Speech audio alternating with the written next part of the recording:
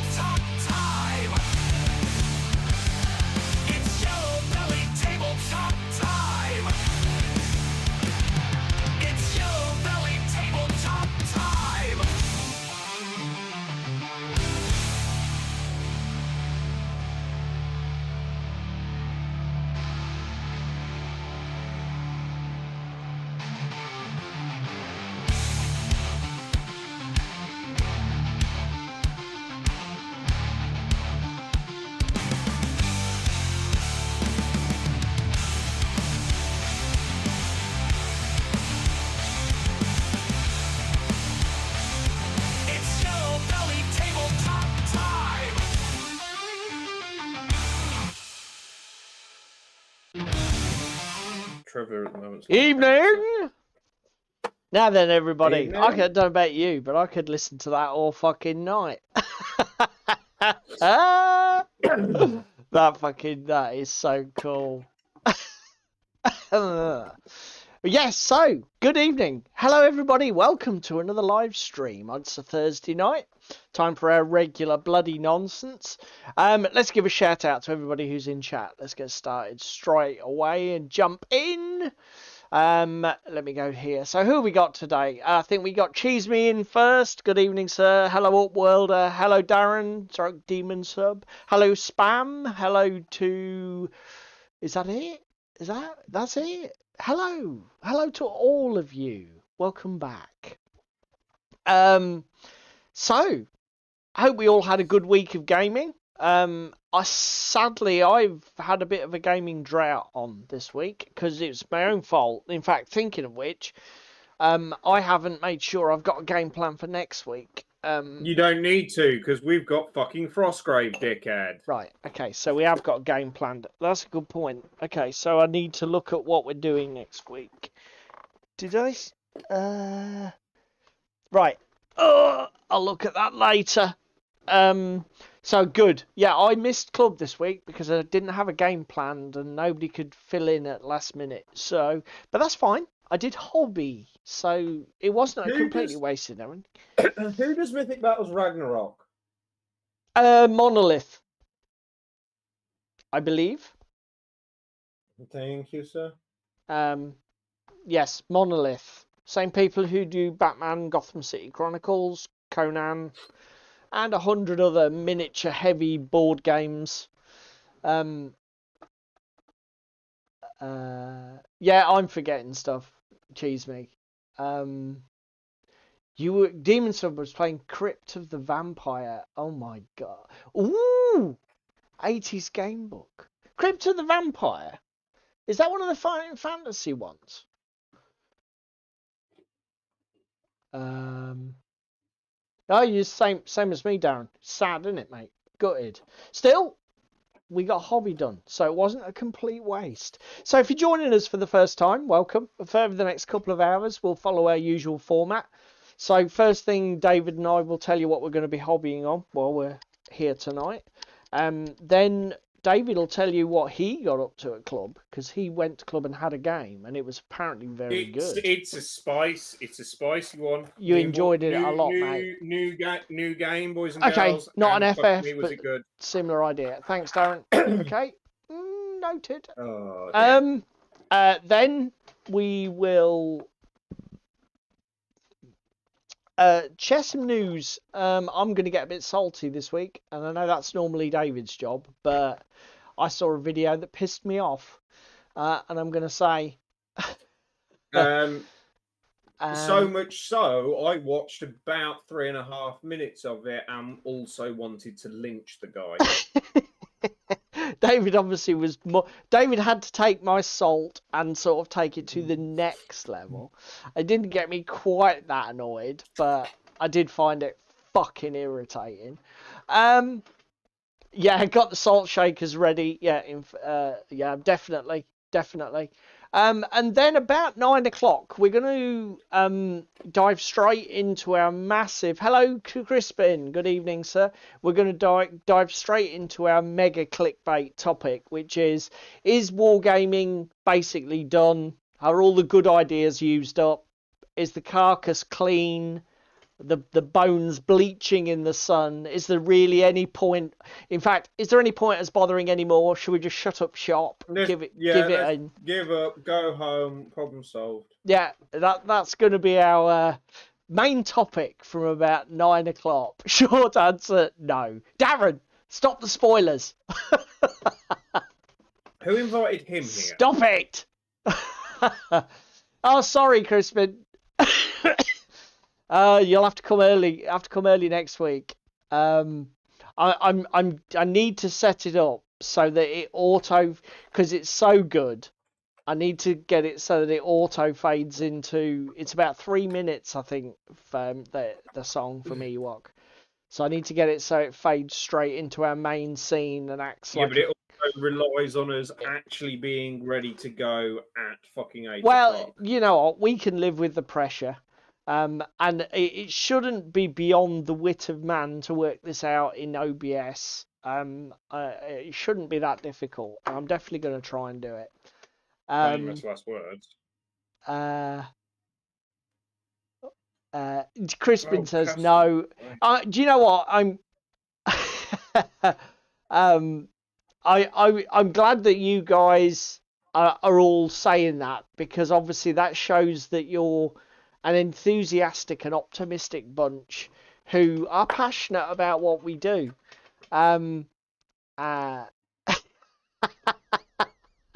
Cheesy says not beyond the wit of man, but beyond the wit of you. Why did you even acknowledge it? Why did you even give that comment the time of day? Well, because it was funny, and we frankly deserve it. So do you want to go first then, mate? Do you want to show everybody what you're doing now you finished wrecking your fucking airbrush? Come down to my I've broken my airbrush tonight, boys. Yeah, so he's before we even went live, he's like bent the airbrush needle into a fucking you know boomerang. It's there if it focuses. So yeah, it's slightly grainy shot. I don't know why that is. But don't know why my. Yeah, it's pixelating to fuck. Let me just check something out. It's freaking hell. It looks better on there. Don't know. Fuck knows. I don't know why. Everything's working tonight. Don't think I can refresh. All the video settings seem standard. Pass. Fuck knows. No vibrating yet, Trevor. Boys and girls at home, answers on a postcard, please. This is a god. Which one is it? That's Thor. Gotta be with a hammer, surely.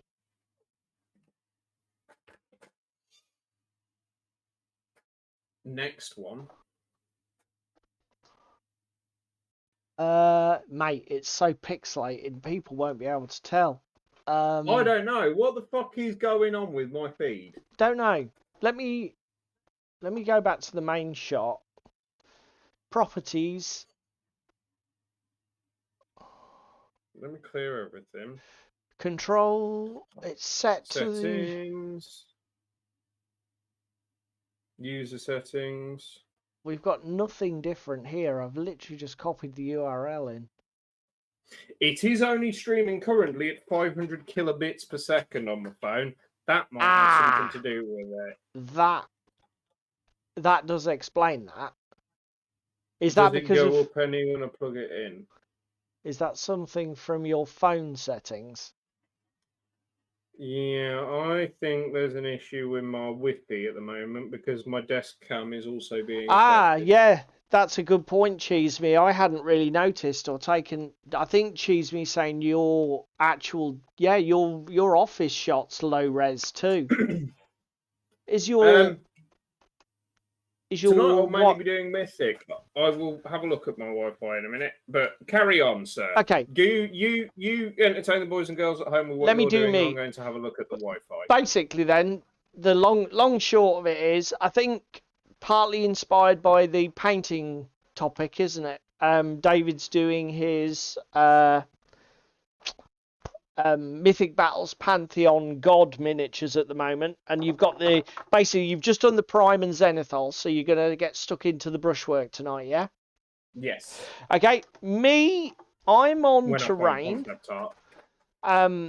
So let me go to my desk cam, which is dark but at least reasonably high res. So although let me go back to the main shot for a second. So my Carnivale terrain, I've got a table full of the MDF from TT Combat for Carnivale, and because I had no club on Monday, I got all of these. So what these are, let me bring them under the closer cam so that everybody can see. The stream from my desk cam is only 250 kilobits per second. Yes, that explains why it's not doing very well. These are what form the land areas in Carnivale, and effectively, hello Ewok, sir.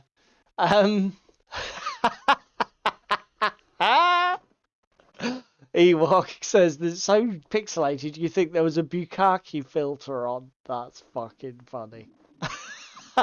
Hello, JJ. Fucking rude. Just in time to see the Bukkake comments in the chat. You know. I'm going to be 5 minutes. I'm going to jump out. Okay, mate. Give things a twist and edit a minute. Yeah, you just kill you. We've got a cover image, so just kill your feed and do what you got to do. If you, what I'll do is I'll just check. I'll tell everybody what I'm doing, and then I'll check back onto Video Ninja and see if he's refreshed his. Hello, Pandy, sir. Good evening. So anyway, what was I saying? Carnivale. These, let me zoom out a bit more. These baseboards form the landform in the Carnivale game, and they are basically just little platforms made out of MDF sections. You got brickwork on the top, on the sides, tile on the top. And obviously, to make a 4x4 table, all of the terrain kits that they do at UK Games Expo, they do tons of these things in various sizes. You get 4-inch squares, you get ones that are cut at a 45-degree angle. So obviously, you've seen me painting on the live stream some of the MDF buildings, but these have all got to be painted as well to actually. Then the idea is you take these and you put them on a water mat, and the water mat forms the canals. Is the general idea of it. So I took a Colour Forge grey primer. I can't tell you which shade. It's the bluey grey one. And I basically, on Monday night, because I had no gaming club, I just blitzed the lot of it. Am I back and in high definition? Yes. Oh, you were momentarily, and then it pixelated again. Let me go back to the main shot. Is everybody else... Just move around, mate. I think that's still... No, that's still grainy as fuck. Because you can tell it as soon as you start moving around. Because obviously everything blurs and crunches. Yeah, it's definitely... There's something that's restricting the data your end. Anyway, going back to what I was talking about. So, basically, this lot is... This should be the world's easiest terrain stuff. I've sprayed it grey. Most of it is going to get a wash using the Vallejo dip mixed about 50-50 with water. Now, for people who've never applied washes to MDF terrain before, let me give you a hot tip that I got off Mel the Terrain Tutor. Wet the MDF with water first. So just get a brush and paint on clean water, because what it'll do, as the wash hits the MDF, you won't get instant dark splodges where it absorbs in hard into the MDF and stains it almost black. Actually having the water there, it sort of like diffuses and disperses everything and allows you to move the stain. Jerry probably did the same thing. No, I don't. Again, I did think about it, cheese me, but I don't know how to. I don't really want to go to the trouble of it. As I say, I found the putting water down first works to stop staining and that, and then just dry brush the crap out of it with a lighter grey once it's all stained. Now, the only exception to that is a couple of the pieces have got this wooden detailing on, which is obviously supposed to sort of represent timber framing that boats can bump against with it. It's not as hard as the stone, so it's sort of like a shielding for where boats are mooring up or likely to moor up. So unfortunately, because I didn't have the wisdom to spray paint this before I stuck it on the goddamn model, I've got to brush paint, which is a pain in the arse, but I'm 90% done, well 75% done I guess technically, because I've done 3 of the 4 sides. So all I need to do is get some brown paint on this. I'm going to paint the ladder as wood as well, because it doesn't look to me like it's not fine and delicate enough to be metal, so I'm going to paint it as wood. And basically once that's done, this piece is ready for the wash and the dry brush step. And I'm probably going to knock that out the weekend. If I happen to get finished and I've still got time to spare, I've still got these bloody barbed wire things where I've just got to put some metallic over the wire coil, because I just paint again. I assembled them before painting, so everything got a coat of brown, and the brown doesn't look very good on the wire, so I want to put some metallic tones back on that. But that's a really fiddly job that I can just keep picking at. So yeah, that's what I'm planning on doing. I don't know, is anybody doing any hobby? Are you doing anything, Darren? Because I know that you normally do some hobby while the show's running. I don't know if any of the rest of you are doing anything, or whether you're just here to relax.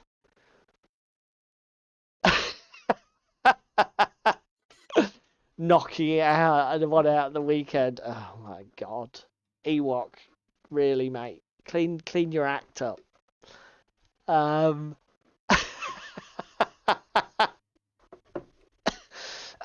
So yeah, there we go. Now then, mate, how are you getting on? Where the fuck did it go? I don't know. I think you fixed your problem. Because is I'm Dave looking into a different problem I have right now. okay? So David is back to high. So JJ is making mini. Oh, okay. You're sculpting, sir. Very swish. Nice. Ewok's working on a racist elf cup holder. A cup holder? What the hell? Oh my god. Are they actual so stickers rather than decals, Darren? Actually What did you adhesive say? stickers.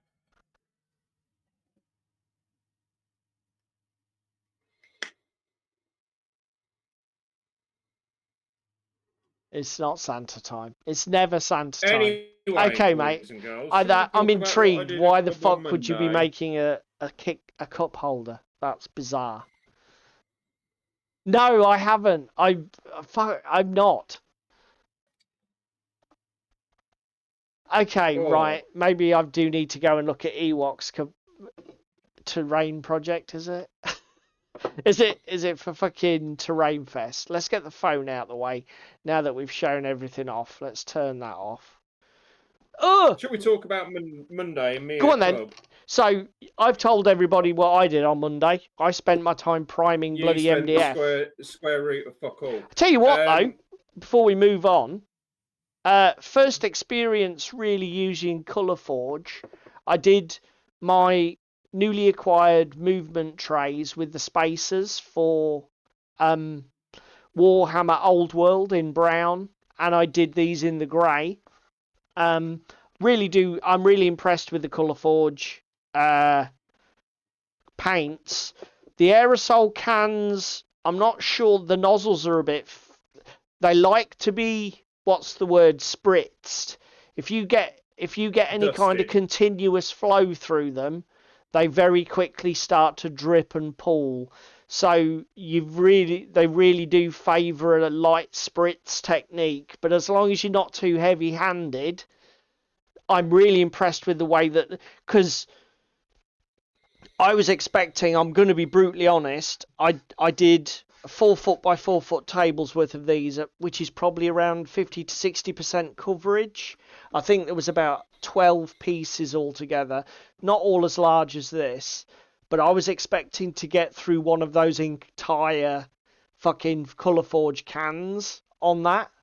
I didn't, not even probably a third, which considering Now, I 500 mil that. didn't even seal this with PVA or anything. I was just like, fuck it, I can't be arsed. I want to just hammer it out. And I was like, will I regret this as it eats all the fucking paint? But do you know what? The Colourforge stuff really impressed me. I was really impressed with it.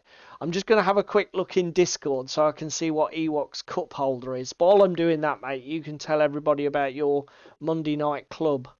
So I played Blackout. It's Oh a new my game, God. or a relatively new game from Enemy Spotted Studios over in the States. At the moment, they have 3 factions. They have the Harlow, which are like American Special Forces sculpts. They have Manticore Boars Group, which is like Russian style, and they have the UN. So they're sort of generic military guys. Played it with Ricky, really impressed. Second game took an hour with using all of the rules. It is highly lethal. It is highly movement focused. I'm a twat and I didn't take any pictures, but it was an absolutely awesome game. We played basically just the base groups that we had. So Ricky had 9 miniatures, I had 6. Really balanced game. Went down to the final turn 5 in the second game, which was quite nice, and also has the opportunity to bring mechs. So watch this space. There will probably be some more Blackout content coming at some point soon. And you said it was a really tense game, didn't you, mate? Yeah, really dynamic on the movement, really backwards and forwards between the two of us, everything else. It was really good. Do you know what? I can't fault that, Darren. Halford's primer was what I used for years. I'll be honest, I only decided to experiment with the Colour Forge because they got them in our local cheap shop, Boys. I don't know if you've got them up north. But because they've got Vallejo, they had a Games Workshop, they've got Games Workshop section, and they got the Colour Forge in, and I thought, I'll try them as they're local. I don't have to go to any effort to buy them, and I'm impressed. They're not the cheapest, but you get a reasonable range of colours, and they cover really well. I'm, as I say, very impressed. But yeah. Anyway, I'm going to show everybody at home. So this is Ewok Kebab's cup holder. All I can say is, wow, mate. What the fuck? So this, I'm assuming I mean, you did say you've got a project on OTT. Can I find that? I'm assuming it's some sort of terrain piece for Terrain Fest. What? It's very pretty. Give everybody like the TLDR in the comments. YouTube will almost certainly not allow you to post a link. What's the title of your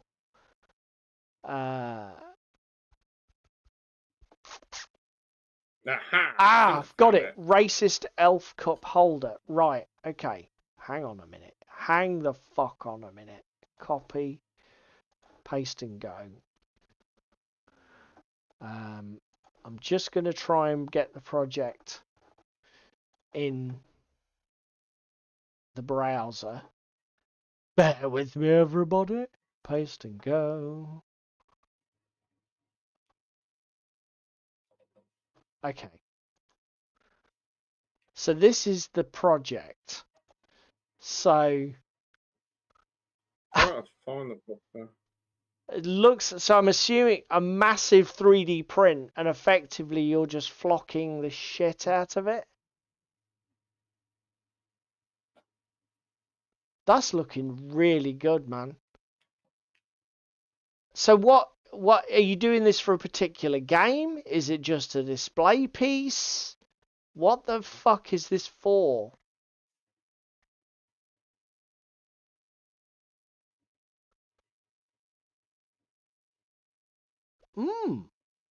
Bits clipped from climbing plants from Amazon. Nice. I bet that's a cheap way of doing that. Is that the Ivy stuff from what's it called? What's that, mate? What's that company that does all the bloody flocks and things? Woodland Scenics. No, it'll be the other one, won't it? Gamers Grass. Oh, yeah, could be. Do they do that ivy in mesh that you can tease out? They do that as well. Yeah, what the fuck is this for, man? Or, like I say, is it just display? I'll have to go back to the chat. Scatter terrain for Kings of War.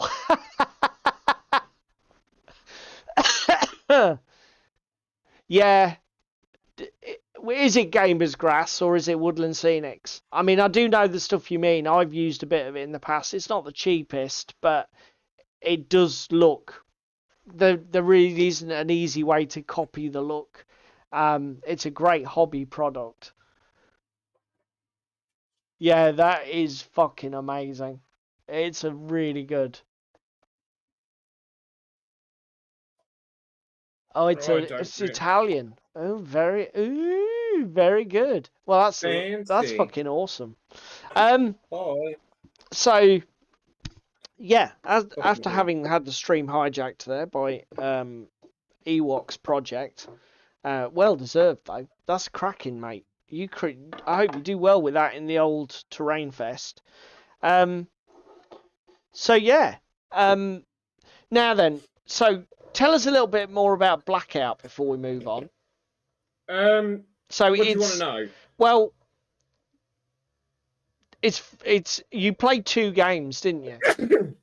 Yes. So from a running start, you played 2 games at full. Was what you playing It's envisaged as the pointless. full size game, or was it? It's the smallest full-size game you can have. What table size did you play?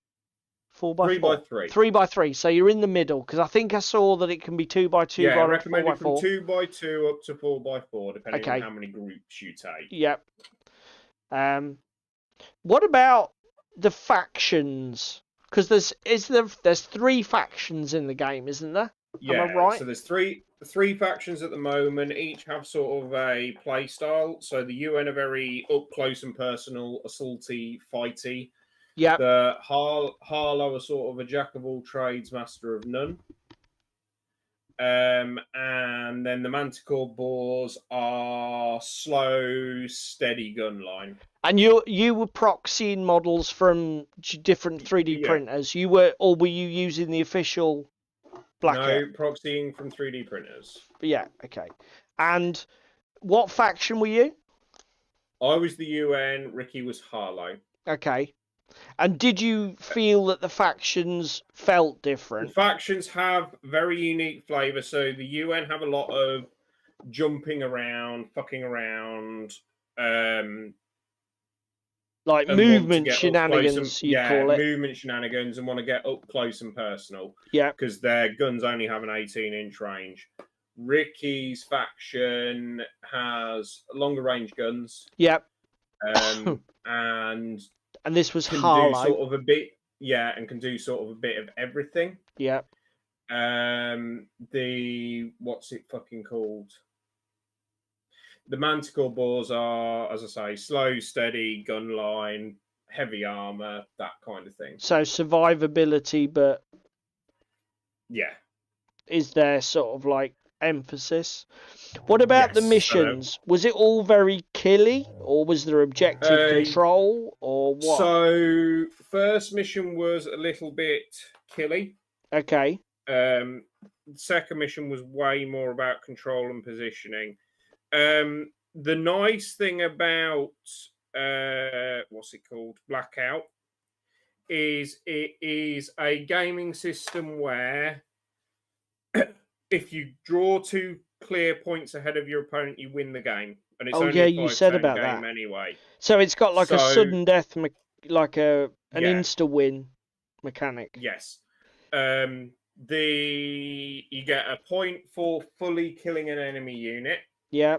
So Ricky could have got that far easier on my faction than I could get it on him, because most of my little units were 2-man units.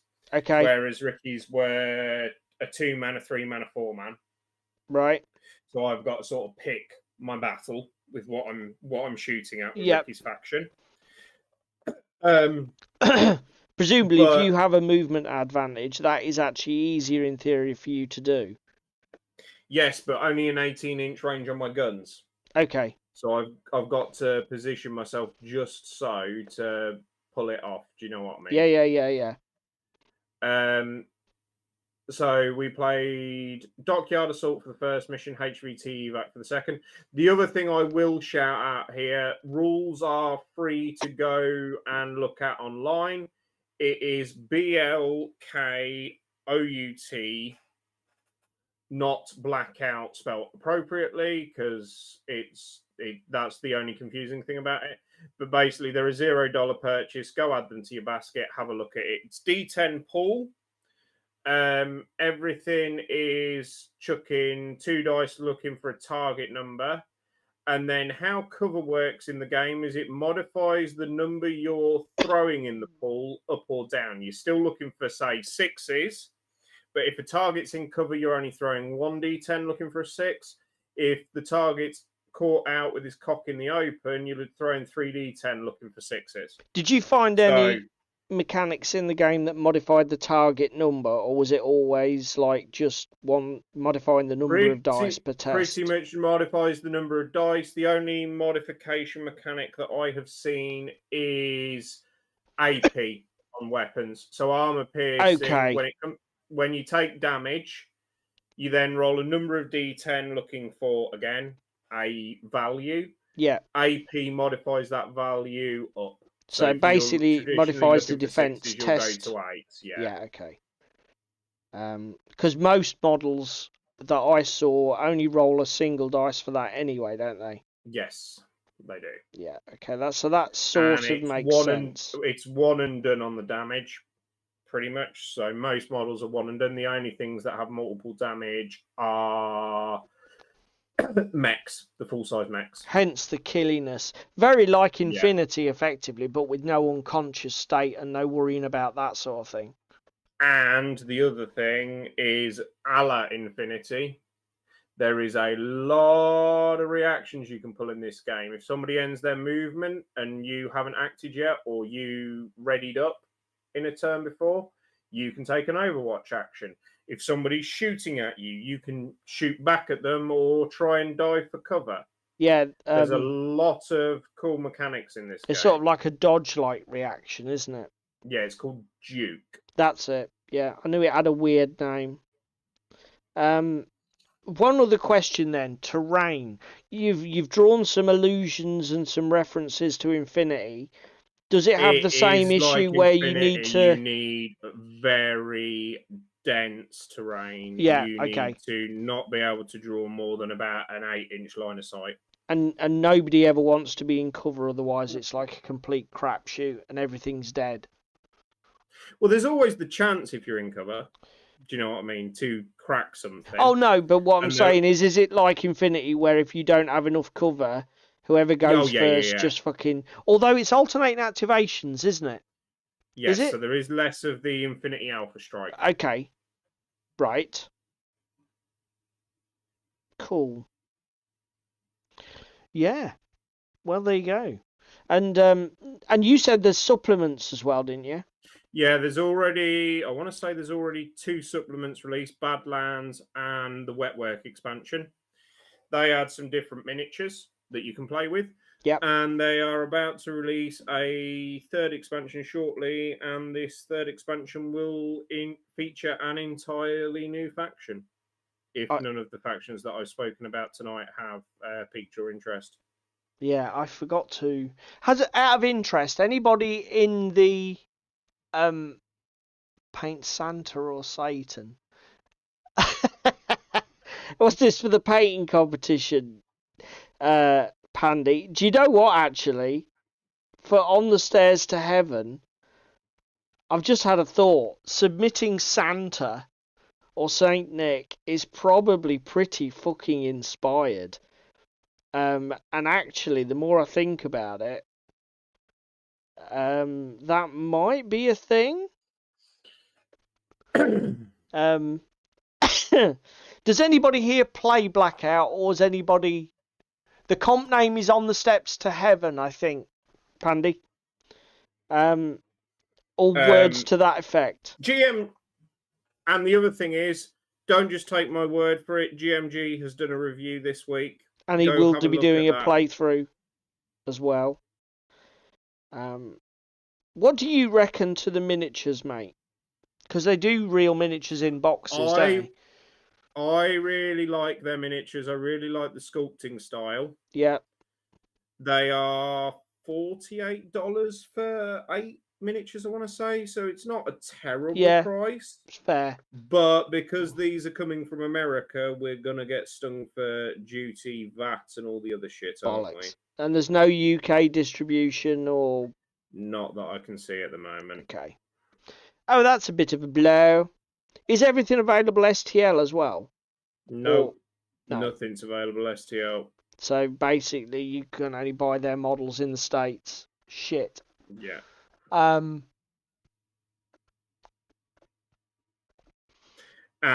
the new faction is coming out in cast resin because at the moment they're 3D printing their miniatures. Okay, but then again, I imagine that they're not producing a huge amount. So yeah, I mean that is sort of part of the news as well, isn't it? Yes. So I did bring, funnily, because obviously David told me about his Blackout experience on when we spoke on Wednesday. So I went and checked out some videos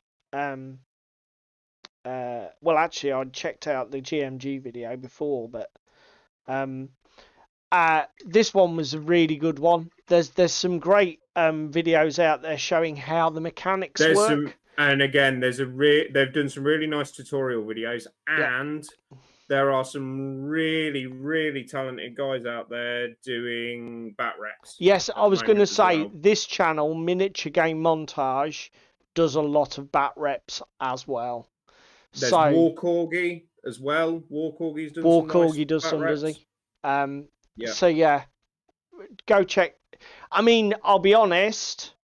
I downloaded the free rules pack, and I am interested to give it a go. Obviously, Infinity is one of my favourite games, and anything that plays like Infinity Light sounds like it could be a good time to me. I like the dynamics of the reaction system. Doesn't seem too fiddly. And also, frankly, I like the idea of a game that plays in an hour and a half rather than 3 hours. I already have lots of games that take me all fucking night. Having something that's a little bit lighter touch sounds to me like a fucking winner. The only thing that is a bit of a pain is that obviously I'm not a 3D printing guru like David, so I'm not going to be able to get hold of proxies quite so easily, I imagine. But I'll either get David to print me something, or I'll get some miniatures. To be fair, you can proxy with your Infinity to begin with. But I like the idea of having a play with it. So what else? Let's get salty. It is very Titanfall-esque. That doesn't mean much to me because I've not played Titanfall. But there is a game that's even more like Titanfall, which is what's it called? Arsenal. I mean, from Alexi Studios, which is the other thing that I'm looking into. Ewok, the miniatures are sort of like, I think that the game is set in the year 2100, so it's not super far future. Yeah, it's like a harder future. I mean, right, you got your fucking shaker ready? Because I've just seen what video you pulled up. I know I'm about to go fucking postal. So yeah, the what was I going to say? It's futuristic, but it's not so futuristic that you don't know what everything is. Again, a lot of the guys are armed with like M4 derivatives and stuff like that. Yeah, the models that I've seen don't have like ridiculous sci-fi power armor and that. It looks like heavy duty sort of modern armor. Oh no. You're telling me I don't have a salt shaker on this tab? What? Is it only David who has a salt shaker? Ninjon is a nice guy, cheese me, but this video is fucking bullshit. We'll have to share the shake. Right. I normally come on and talk quite positively about Ninjon's videos. And I started watching this. I'm going to light my pipe before I get stressed. I started watching this video and I thought, this is a really good idea for a video. Ninjon's going to take some of the popular miniature ranges and rank them. And he says at the beginning of the video... Give them a rating between A and S tier? I think it's S tier down to D tier or whatever, but it doesn't matter. Basically, he's going to rank them on a scale. We all get the idea. But I just stopped the soul shaker. So, in principle, I'm liking the sound of this. This could be cool. Then he starts to this This is not going to be just about the quality of the models. We're going to include pricing and breadth of range. And I'm thinking, do you know what? This could be a good video. Then I watched it. And it was the biggest load of crap that was. I mean, he does sort of caveat it at the beginning and say it's just his opinion. But in my opinion, Ninjon, when you're doing this sort of thing, you need to. I mean, Darren's just said it's very subjective, and that is spot on. But when you're doing a ranking video, it's better than that. It's better than that because 5 minutes in, he's obviously he first starts talking about Cool Mini or Not and their Song of Ice and Fire stuff, and the fact that it's a little bit soft, it's PVC, etc. Yeah, it's totally board game miniatures. Totally with you on that, Ninjon. Totally with you there. That is not a bad thing to say. And I think he puts them at mid-B tier. Spoiler, okay. Ninjon puts virtually everything in B or C. And the way he gets around the fact that he just puts everything in the middle is he then starts putting things in high B and low C, so that they're actually straddling the lines between the grades. Yeah. And it's just like, fuck off, mate. Fuck off. So having said that he puts... What really irked me was the second company that he reviewed. I can't even remember the order he did them in. Atomic Mass Games. Fucking hell, yeah. Starts reviewing the fact that there's Star Wars and there's Marvel Crisis. Marvel Crisis Protocol. Yeah, no, they're really nice miniatures. Says about how nice and dynamic the sculpts are for Marvel Crisis Protocol. Yeah, again, can't argue with you there, Ninjon. Fair word spoken, boy. Then we get to the meat and potatoes of the room. I don't like Atomic Mass Games because I have to paint them how the fucking artwork is. Okay. Yeah. What's that got to do with the price of fish? Because that wasn't even mentioned in your fucking intro as something that you were using to factor into your fucking rating system. So pipe the fuck back down and get back in your pretentious box.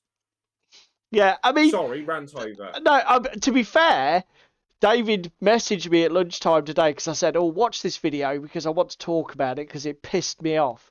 And he sort of messaged me and said, I'm 3 minutes in, he's already pissed me off.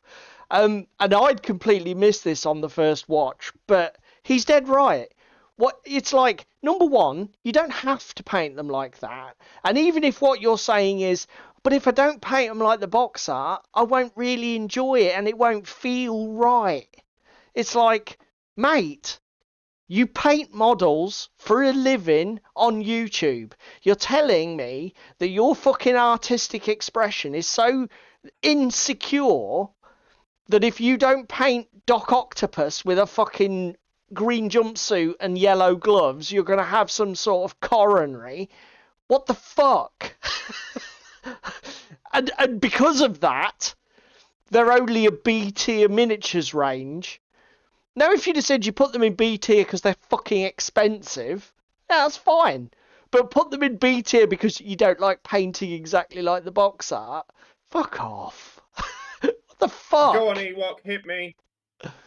But yeah, it really pissed me off. The other thing here as well, we have Corvus Belly, Reaper, I think Steam Forged even factored yeah, Steam Forged are in there with the epic D&D ones. Cool Mini or Not, Parabellum, Warhammer, all really nice. Yeah, basically, and like I say... Where the fuck is Mantic been mentioned? No, Mantic aren't there.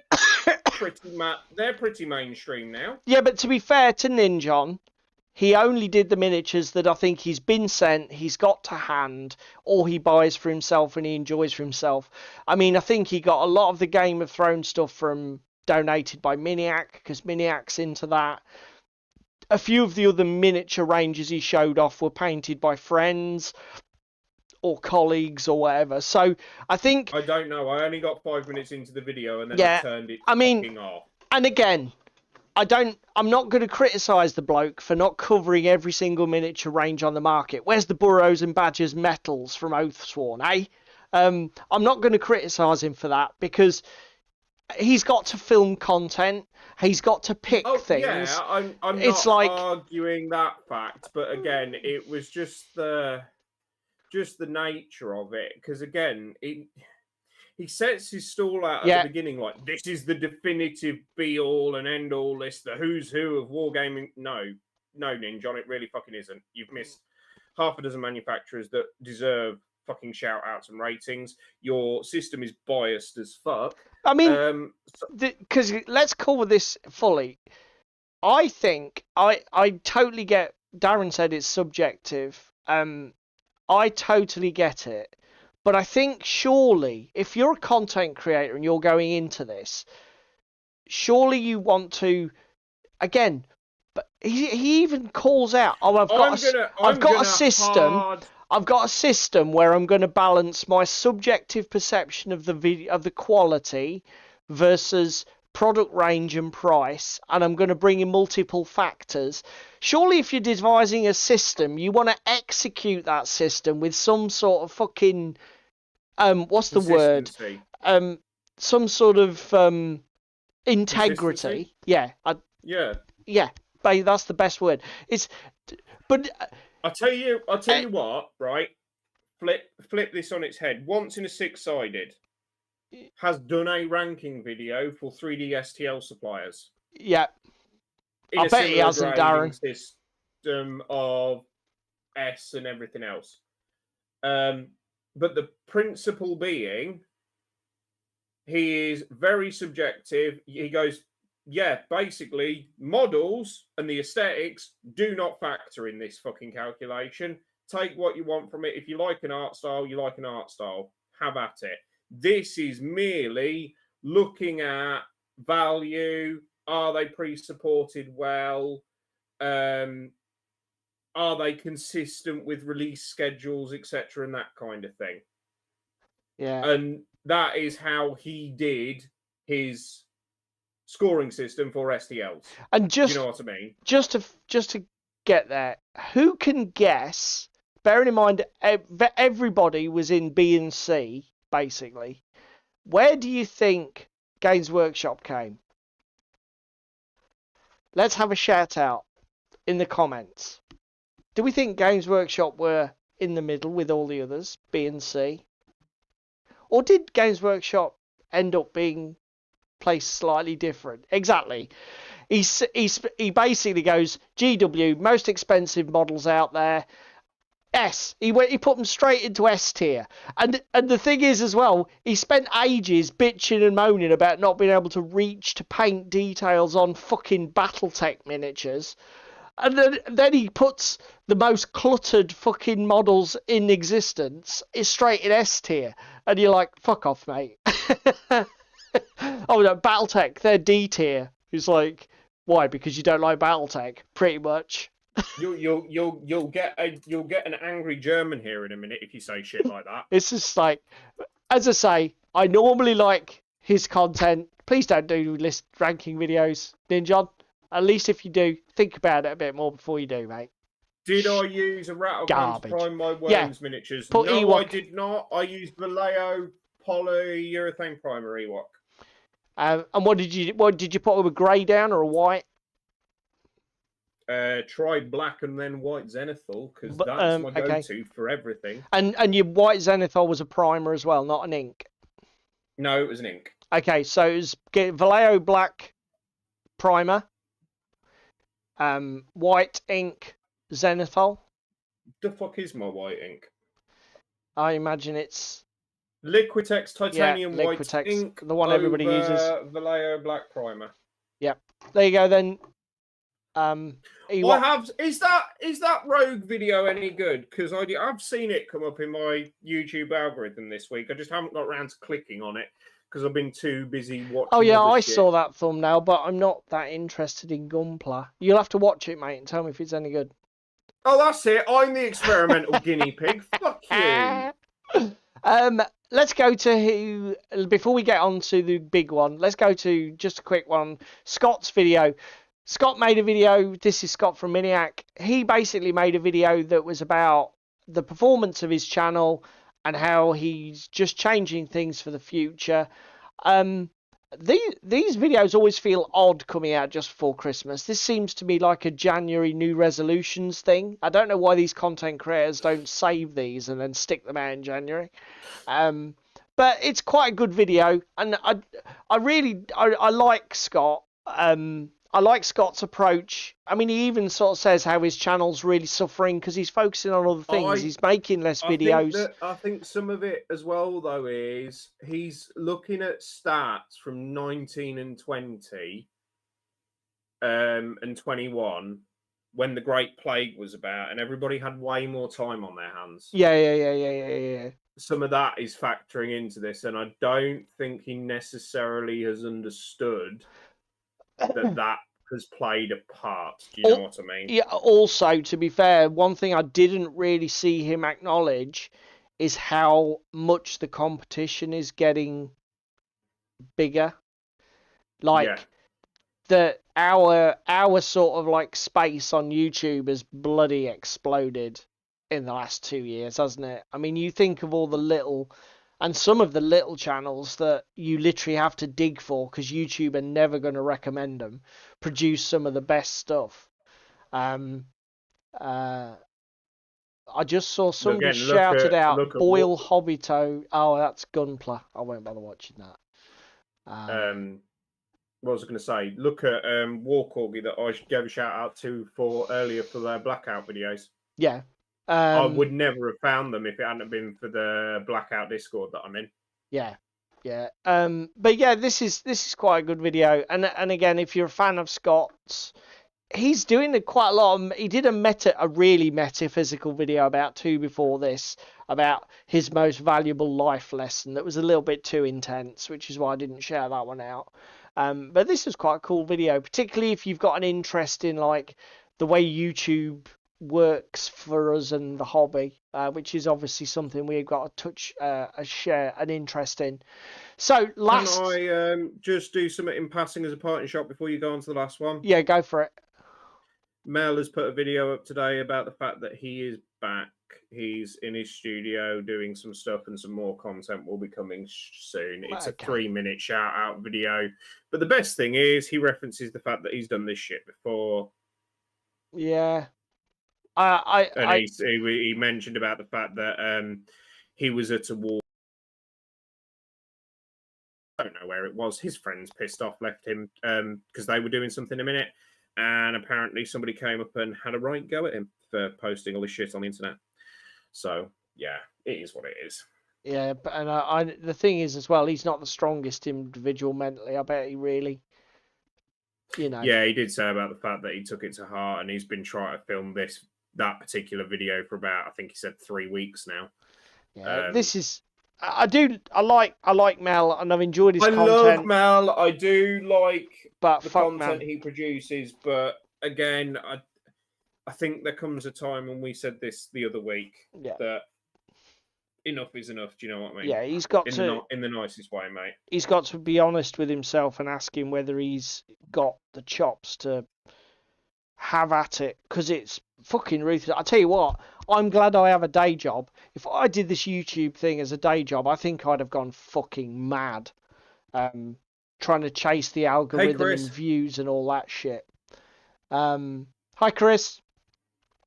Last piece of news, which sort of feeds into the main topic. Look at that segue. Smooth, slick. Did everybody see? You stuck that fucking landing, didn't you? Did everybody see? Hands up in the chat if you've got no idea what Trench Crusade is. If you haven't got a clue what Trench Crusade is, go and have a look at this video by Tabletop Time. Again, really good video, broken down, chaptered really well. They cover everything from gameplay, lore and art design. There's a little interview at the end with the chap whose name begins with F, Mr. Francisca or whatever, who's the main designer, and the rules writer, who, again, whose name I've forgotten, the guy, Thomas Pirinen of Mordheim fame. But yeah, if you don't know what this game is, this is a really good video so that you can prime yourself. Did Did anybody see what this fucking thing did on Kickstarter? I think it closed out at $3.3 million. Okay? Yeah, 3 million. Okay? Over 20,000 backers. We worked it out. We did a sort of about $150 pledge a piece, give or take. Approximately. Now, funnily enough, before this sort of like popped up on my radar, now I've heard people talking about Trench Crusade. I know that OTT covered it, but I'll be brutally honest. I'm trying to steer clear of the temptation of new game systems because I'm a bit snowed under at the moment. And we'd actually sort of like discussed, David and I together. Was it all getting a bit repetitive? Was it getting a bit samey? You know, had all the good ideas been used up in wargaming? You know, was everything that we were going to see now just sort of like a variation on a thing? On some of that's come before. and the reason we sort of started having that conversation, wasn't it, Paul? Was I think what really kicked it off for us was at UK Games Expo. We demoed Warcry. Yep. And didn't like it. Yep. And we said, well, hang on a minute, why the fuck haven't they just done a Fantasy Infinity and called that Warcry?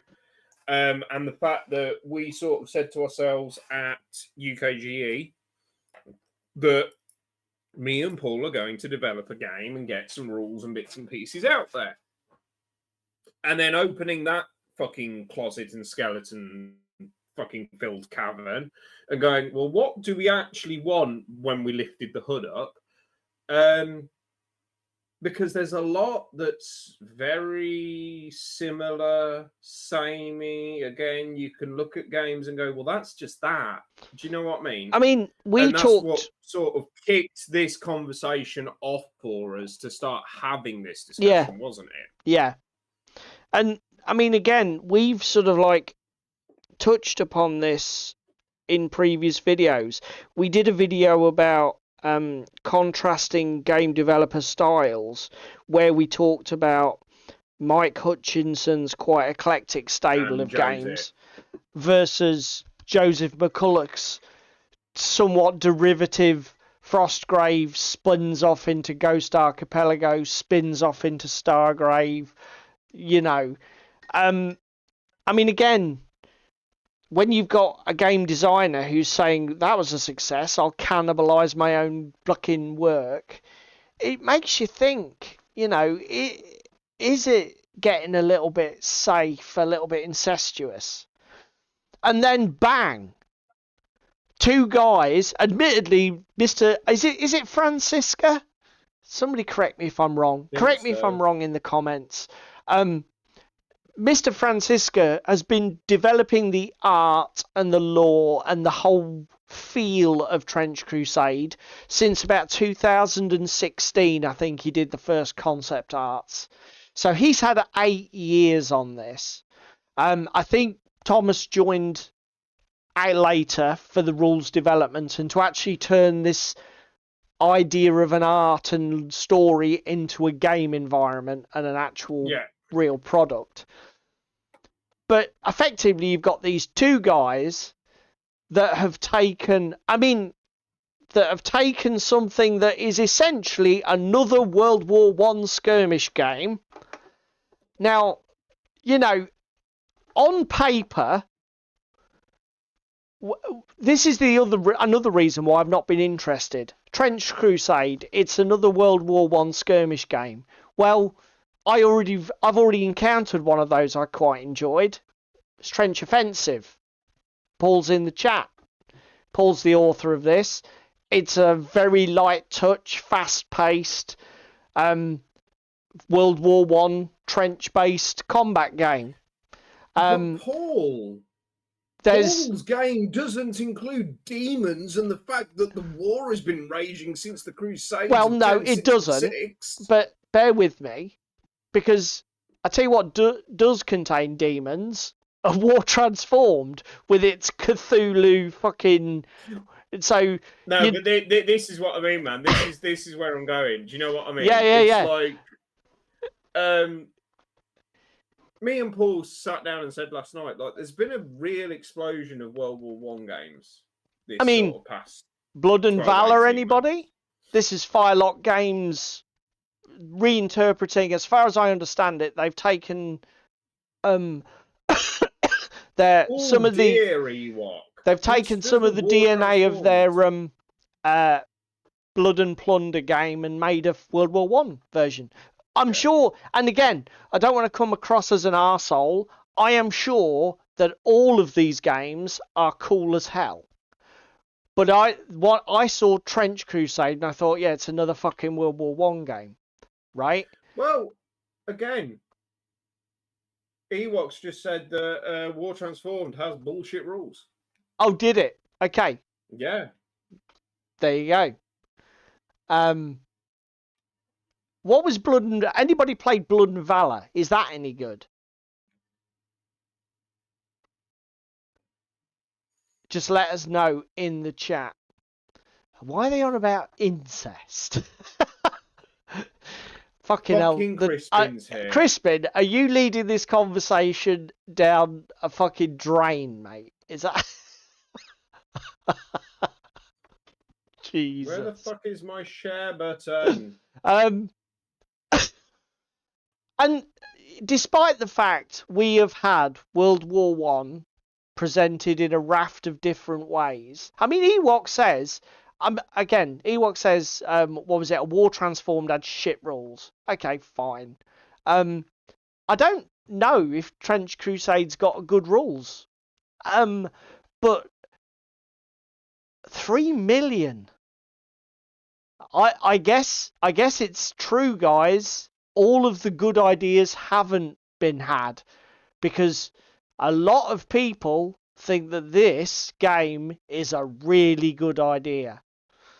Now, I don't know what I think. I think the thing that has knocked this game through the stratosphere, I think there are two factors, and you can agree with me or disagree with me. I don't know what David's theories are, but my two factors that I think have made this a $3 million Kickstarter are that the Francisca guy is pissing me off. I can't remember his name. I do. Do you know what, sir? If somebody ends up showing you this because I'm an arsehole, I apologise for not remembering your name.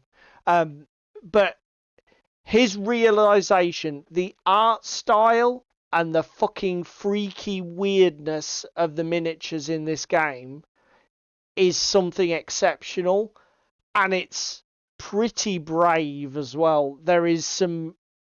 You can tell that he's taken no filter. He's put no filter on any of it. If he's thought that looks cool, and you know, you can imagine somebody's gone, rolled with it. Yeah, it looks a little bit graphic though. Is that blood all over her tits? He's like, yeah, fuck it. It's like, oh, okay, yeah, okay. You know, it's like, so effectively she's just, her cutthroat is spraying blood all over her own naked breasts. Yeah, that's fine. That's cool. Yeah, that's great. You know, and that's I think people have seen this and they've seen it and just thought, this is brave, this is real, and it's definitely fucking new. They've kind of reinvented Nurgle as well, haven't they? They have. One of the factions, and it actually looks properly grim. I mean, to be fair, dark. I can't remember which faction it is, but the Nurgly one where they're basically Black Grail. They're like the infected. Oh, here we go. Look, effectively, this is probably the most derivative faction because there is so many Nurgle overtones in this. But effectively, all they did was take all the cartooniness out. I don't know if you feel that. They've basically said it properly how 40k should have done. stuff. Oh, okay, Anyway. not shit. Just needs the revising and the rulebook editing a bit. There's a ton of great ideas in. That's, I mean, again, don't get us started on shit rulebooks. Carnivale. I might have a Fucking stroke hell. if I look at that fucking book again. I'm genuinely not even kidding. Great games It's with a shit fucking- rulebooks. Yep, been there. So yeah, I think Dark Grail's probably the most derivative. But the rest of it's great ideas. And I think the other thing, and I don't know if everybody agrees with me, is the fact that Mordheim never had a revisit. Never had a revamp and a reissue. I think Thomas Piranen's name on this, and I think they've really tried to. I don't think they've been shy about trading on the Thomas Piranen, the man who created Mordheim, because it's mentioned several times in the videos I've watched. And I think that was a factor. I think some of these 20,000 people are people of my age. I'll tell you the other thing. Are people becoming disillusioned with 40k being grim and dark, but not grim and dark enough? As I say,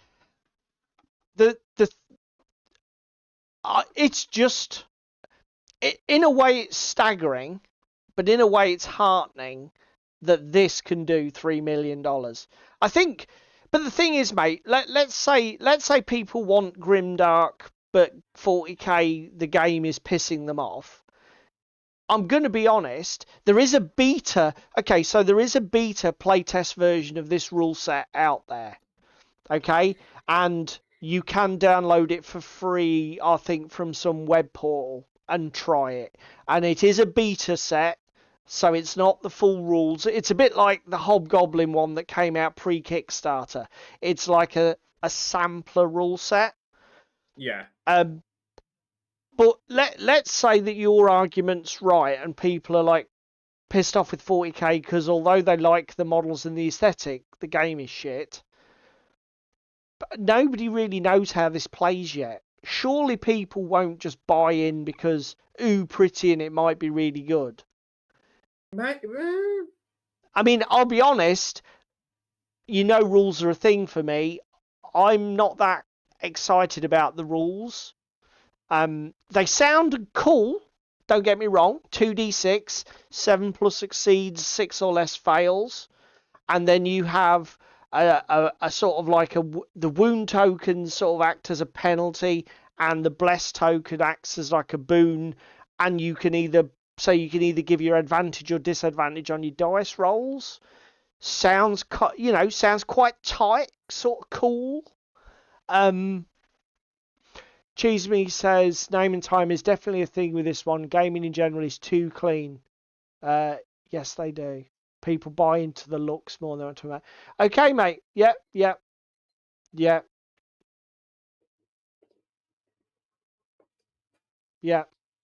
As I say, I'm to be honest, on the miniatures alone, I'm not a miniatures guy, but I saw some of the miniatures and I thought, fucking hell, these are actually, these are quite exciting. They are really nice. They are really different. But maybe again, there's a beta play test out there. I'm definitely going to download it and read it through it. Whether we'll find time to play it or not, I don't know. And obviously, I didn't back the Kickstarter, but fucking hell, I've got so many games. But I mean, again, it's World War One with demons and angels, basically. The only other slightly unique thing about this, I guess, is the fearlessly pulled direct religious references in. So I believe there is a Jewish style faction, I believe there is an Islam faction, and I believe there is a Christian faction. And they have just absolutely fearlessly said, yeah, some people don't like this in their games, but you know what? Fuck it. Let's bring it in. This is basically Islam after 800 years of battling hell. And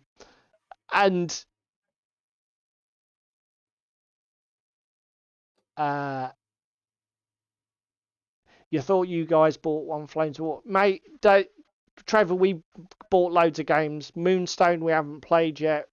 Flames of War is the tip of a depressing iceberg. Wild West Exodus. Wild Well, it's West the tip of a Exodus we depressing haven't played iceberg yet. for you. Batman I haven't played yet with David. I've played in Scotland, but not with David.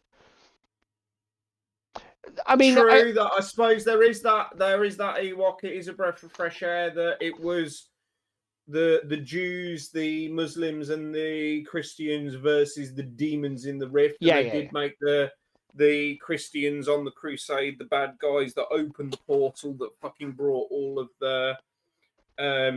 Yeah, we don't regret Wild West Exodus or Moonstone, Trevor, because we've not fucking played it yet. The only thing we regret is having to work for a living and not being able to be paid to sit around playing stupid games for a living. That's what we resent. Or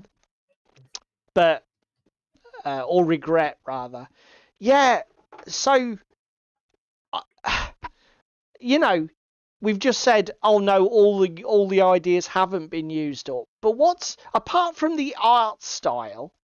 What is really new about this on paper? You know, 2d6 bell curve. It's not overly mainstream. Yeah, okay. I think you're stretching it. I think people have done 6-sided dice games before. No, but bell curve. Yeah, no. I'm trying to think if there's another 2d6. Is there another 2d6 game that anybody can think of? Where you roll 2 dice and it's like 2 to 12. Why is the Overlord website so fucking shit? Oh no! Salt incoming! Incoming! I just want to find fucking art for my units and tell me what was in my fucking game. Oh but dear. No, can't do that. Why would we do that, David? Monopoly. That would... Fuck off.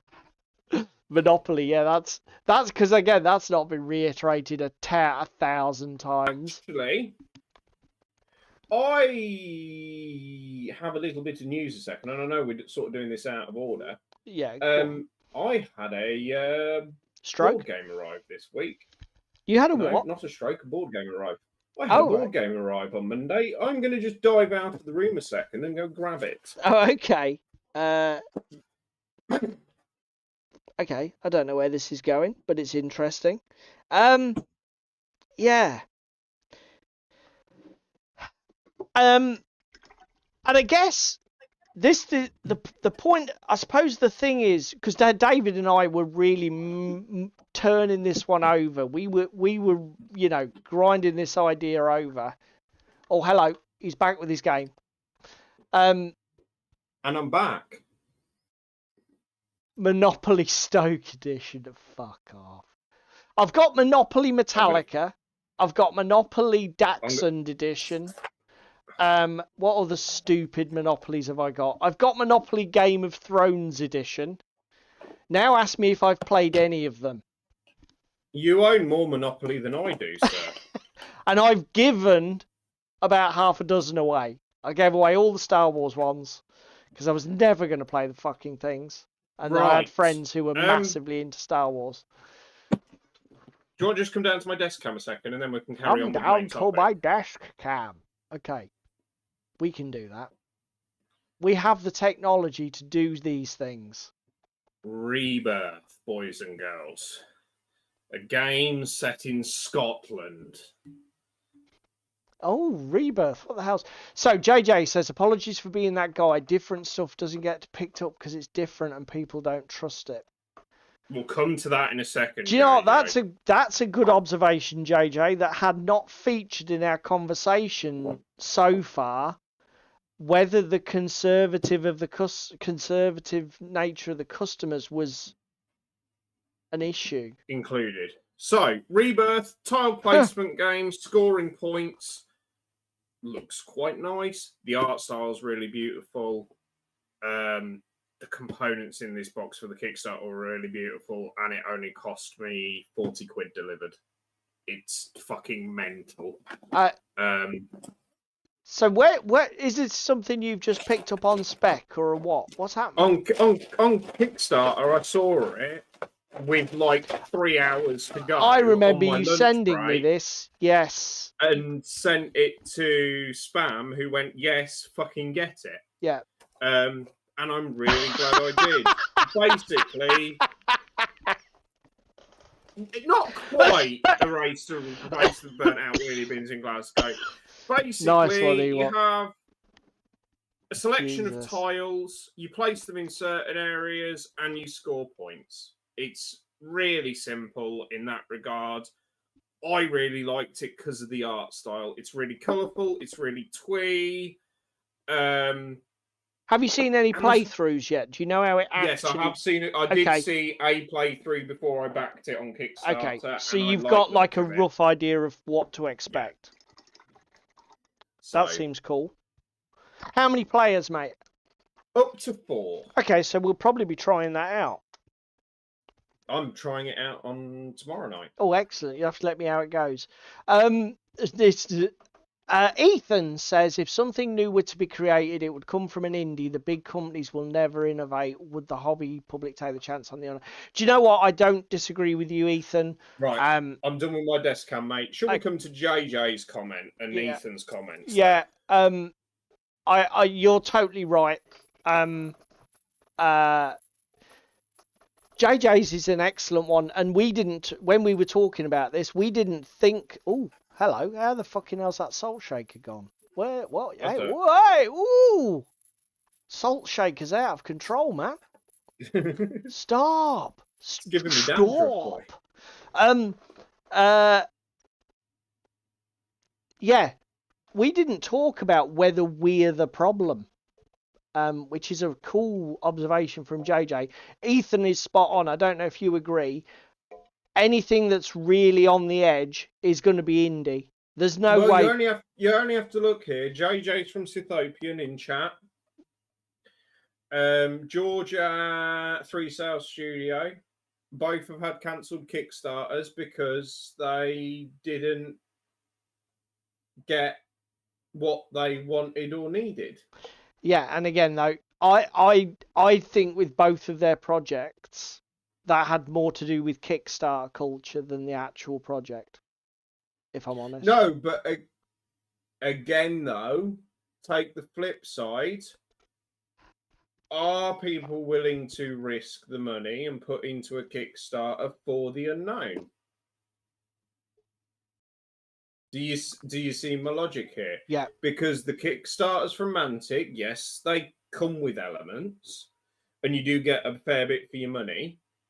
But you know, with Mantic, if you like most of the other Mantic products, you're gonna get some other Mantic products you like. Yeah, I mean that's true of any games company though, isn't it? If you I mean, look at us with Warcrow. This is a brilliant example, right? You and I like Infinity a lot. Yes, we do. And I think we were both sort of excited to try Warcrow. Me probably more than you. But again, I was using exactly the same logic. I like Warcrow. I mean, I like Infinity, idiot. Therefore, I like Corvus Belli. Therefore, ipso de facto, I will like Warcrow. Hey, here is the news. We didn't like Warcrow. We didn't see the point of it. It didn't really engage us. Didn't seem like it was doing anything new except trying to use the smallest fonts possible on the unit cards. And those fucking really annoying dice. And create the most unusable gaming dice in the world. With at least 57,000 symbols per dice. Don't forget, some are coloured in, some are not. Fuck. So there is a difference. Yeah, exactly. And some were inked in and some were outlined. Oh yeah, that's brilliant. That's fantastic. I go away with my 52-year eyeballs. They say fuck you and your stupid dice. Ethan, full transparency, I do release my own games and like to go full outside the box in the design space. Mate, here is the news, Ethan. You don't need to be apologetic about if you design games. here is the news. You're still allowed an opinion, mate. You know, it doesn't invalidate it because you do it for a living. Some might sort of Ethan. say it works the other way. Ethan, because you're a new name here, and I don't think we've seen you before either, just throw up where we can find your stuff, if it's on Wargames Vault or whatever, and what the name of something we need to go search for is, mate.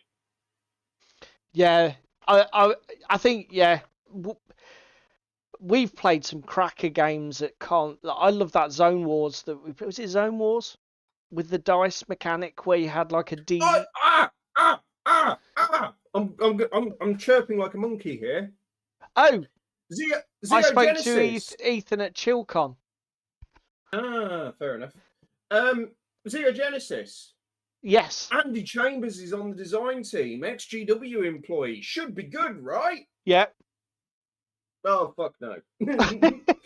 Well, it didn't demo very well. I think you and I think we had a bad demo. It's got no better. They're on draft set 5 of the rules, and they're 12 months behind schedule for release. Oh, okay. So it hasn't. It's got no better. I can't remember. It's got no better. Don't want to be that guy, but it has got no better. What product were you showing at ChillCon, Ethan? Was it the were you the 3D printing guy with the crystal game? I'm trying to think who I spoke to at ChillCon. Hello, sir. Great speak to you. Yeah. He's old and I wasn't there, so yeah. No, I do know. I know exactly who you are, Ethan. Welcome to the show, mate. Yes. If anybody wants to know who Ethan is, go and check out our ChillCon 2024 video. I think it's the first segment, mate. Because you were literally the first table in as you went in the main hall on the right.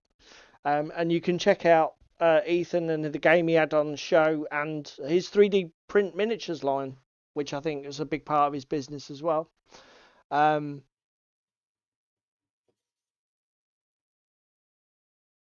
Ewok, thank you. So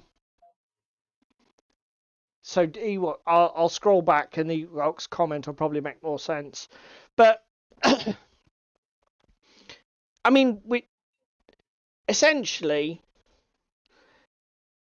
here's the conclusion that we came to, is that actually, in terms of theme, you probably... Oh, you're talking to Ethan. Okay. In terms of theme, we probably have done everything at this point. I mean, if you want to wargame pirates or fantasy or far future and modern day, there are some great little Osprey games where you can do 1920s gangsters or 1940s gangsters. You can do. I mean, again, when nightmares come, you can do a Cthulhu-esque thing. Yeah, you can do. I mean, so you know, has everything been done probably at least once at every single scale? Yeah, basically. You know, if you want to do the Pacific Fleet battles from World War II, you can. If you want to do air combat Battle of Britain, yeah, you can do that. There's a game system that'll let you to do that. Do you want to do little squirrels fighting bloody kingfishers and mice in a fictionalized sort of medieval England? Yeah, you can do that. Not a problem.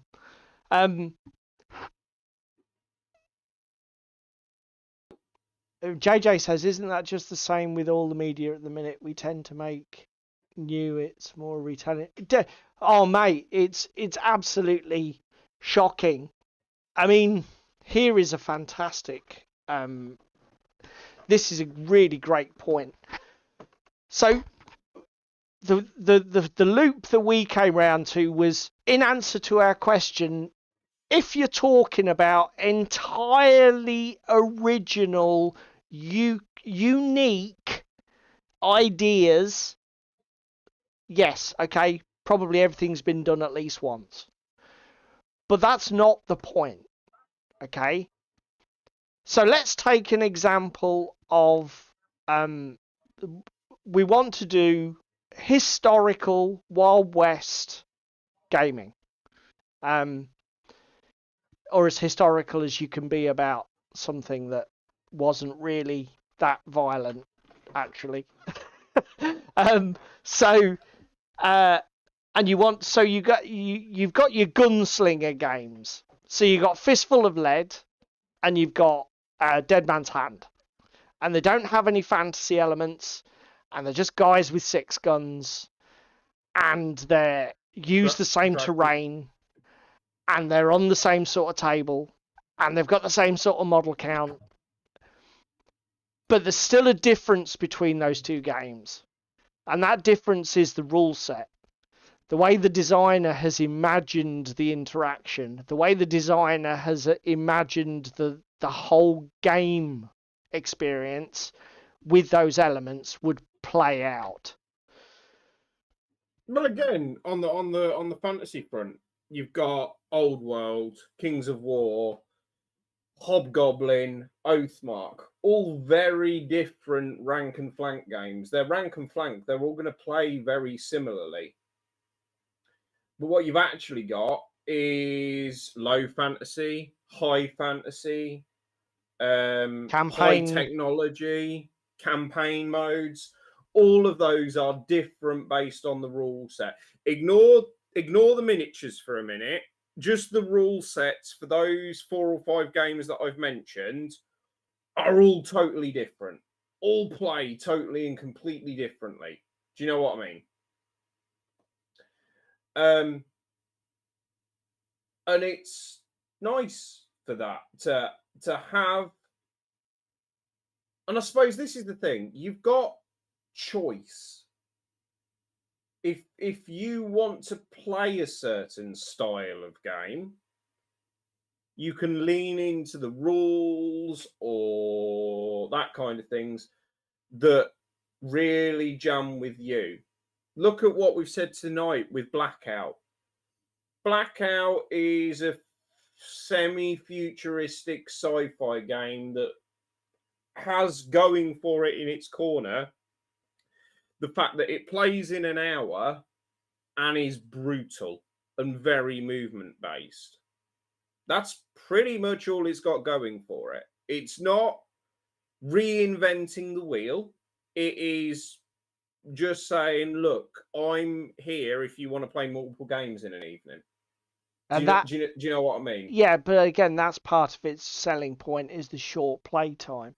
But again, this is where I'm coming to with this. Of yes, there are variants, as you have already touched on. For you, you are a rules guy. Yeah, you will buy and get into a game for the rules. And if I'm not excited about the rules, that pretty much it does stop me, slows my interest right down. If I don't see something and go, oh, I don't think I've ever seen that done like that before. And it's like, I think it was Cheese Me just said that you can have a reskin where 99% of everything is the same, but there's just that one really good idea. It's like that game with the airships, the Victoriana type look. Ironclads. Never seen that game before. We saw it at UK Games Expo. Yeah, it was like fucking pulp Victoriana. The aesthetic wasn't really my sort of thing. As soon as I played it with the markers, so you're sort of like planning your moves ahead, a bit like a template movement game, but not fully. Yeah, and then you had to sort of, and it created like you couldn't attack unless you were within range, and you couldn't use the models. There were certain abilities you couldn't use within range, and I just thought, that's such a that's such a clever little mechanic, and I could see the game there. The game, Yeah, you the could see what's in the background. yeah, because again, that's a good design. Because for me, this is totally my take on it. But the reason that's a good design for me is it isn't point gun, roll dice, is it dead? I've done that 1,000 fucking times. Rinse, repeat, rinse, repeat.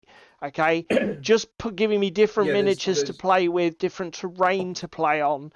If I just point the weapons at the target, roll the dice. This is one of the reasons I have drifted so fucking hard away from AOS and 40k.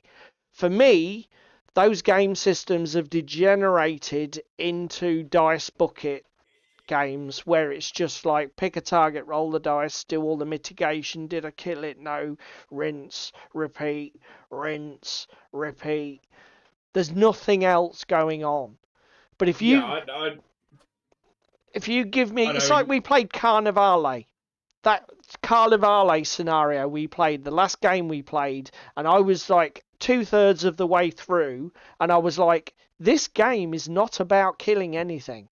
This game is about positioning, maybe eliminating a couple of models so that you can outnumber your opponent, then get on the objectives where you need to be by the end.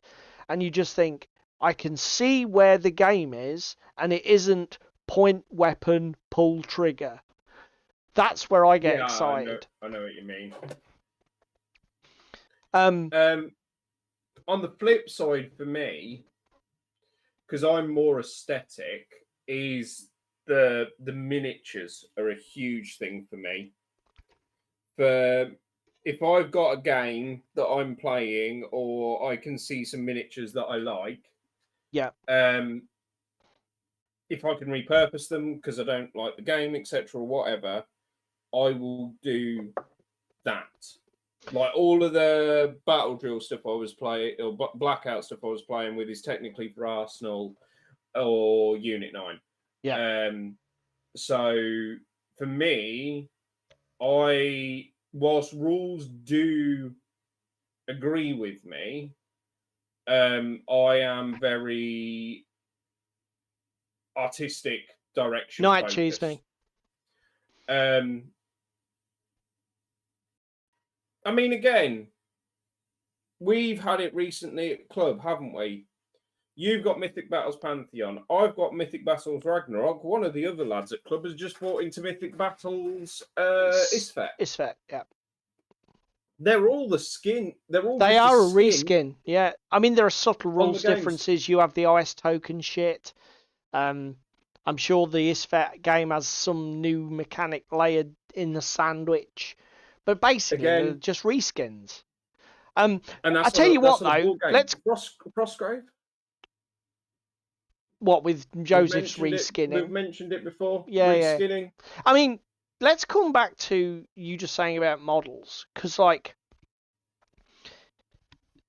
effectively, I said about 5 minutes ago that objectively it's done. We've done pretty much everything. But JJ then said about this is true of most modern media, films, TV, whatever. If you turn on the TV now, chances are half of the stuff that you'll fucking see is a reimagining of something that was made in the 70s, 80s, 90s. We live in an era of reboots, remakes, particularly in movies. The film industry is probably the worst for fucking doing this. And for me, there's an important difference between something like that and our hobby. And I think that it doesn't work in movies, and it is tired, and it is lazy, and it is fucking lame. Because when you do a scene for scene, frame for frame reshoot of something that was made 30 years ago, and the only thing that's better is the CGI. Or again, even Papa Disney doing fucking live action instead of the old animated stuff. Well, whatever. the issue you've got is that's passive media, okay? If I have absorbed that passive media before, I've absorbed it before. The visuals may not have been as good, the dialogue might not have been as modern, but I have absorbed that fucking thing before. Ours is an interactive media. It doesn't really matter how many games I play of Malifaux. It's preposterously unlikely that those games will unfold in an identical fashion. Even if I play 20 games versus Trevor with the same factions, given the variety of the objectives in that game, something different's going to happen. It's never going to play out the fucking same the way it does on screen. No. So I think the fact that stuff is 99% derivative with a little bit of a change here and there, like Cheese Me alluded to earlier, it's fine in this hobby. It works.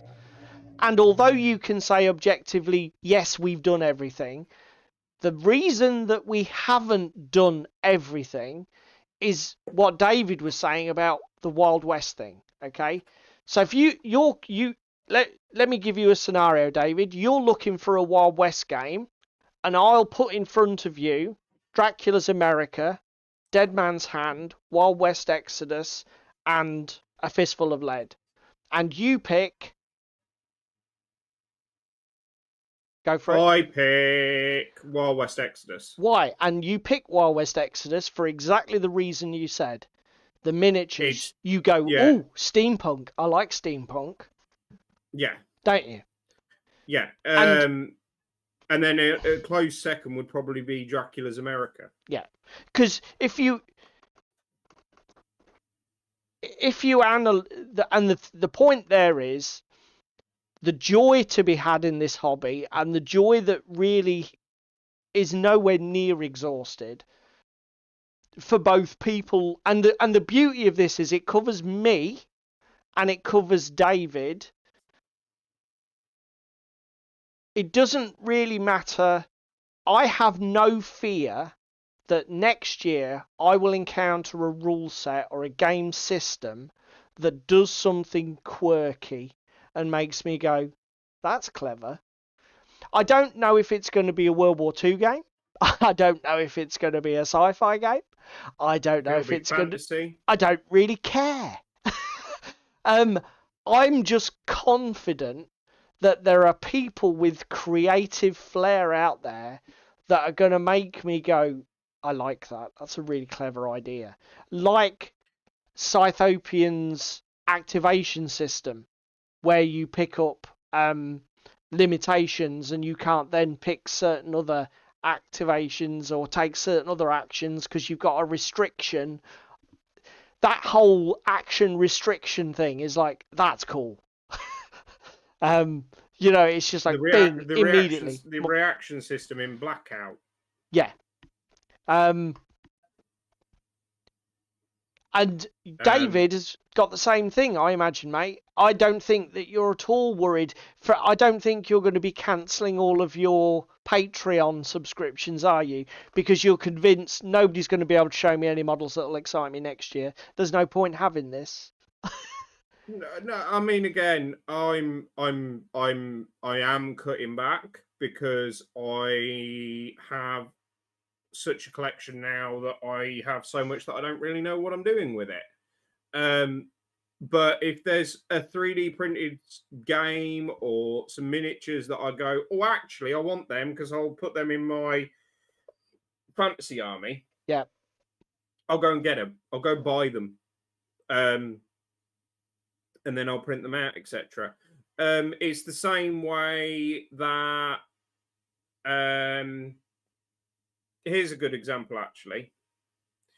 I said to Spam, she's getting an Armada army for Mantic Armada. And I said to her, I'll teach you how to play, do what you want, just have a look on the website, pick what you want, because I basically own everything.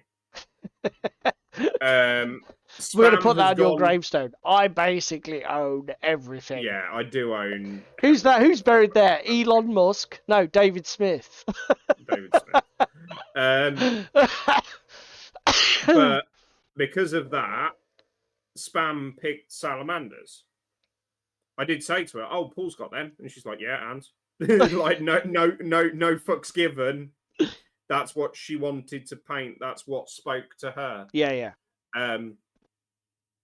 And that is sort of, again, she keeps trying to get me into Game of Thrones. Do it. Do I don't like it. Do it.